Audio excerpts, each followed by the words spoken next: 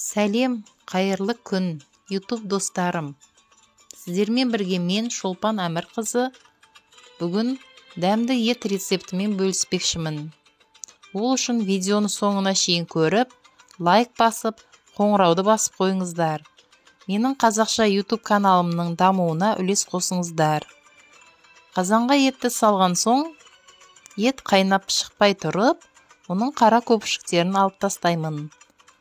Қамырды езілмей дәмді пісу үшін тұзды суына жарты қасық куркумадан қосамын. Иіні қанған қамырды жайып,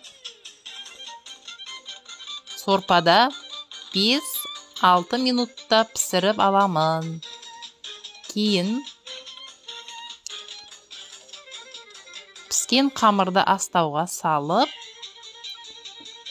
жанына етті, қазыны турап, картоп пен сәбізді турап, астауға саламын.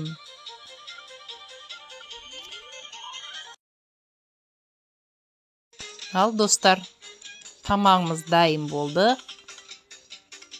Ас болсын. Егер ұнап жатса видеом, достарыңызбен бөлісіңіздер. Келесі кездескенше сау, аман болыңыздар. Видеоны соңына шейін көргендеріңіз үшін рахмет. Видео ұнап жатса, менің каналыма тіркеліп, қоңыраушаны басуды ұмытпаңыздар. Лайкты да басуды ұмытпаңыздар.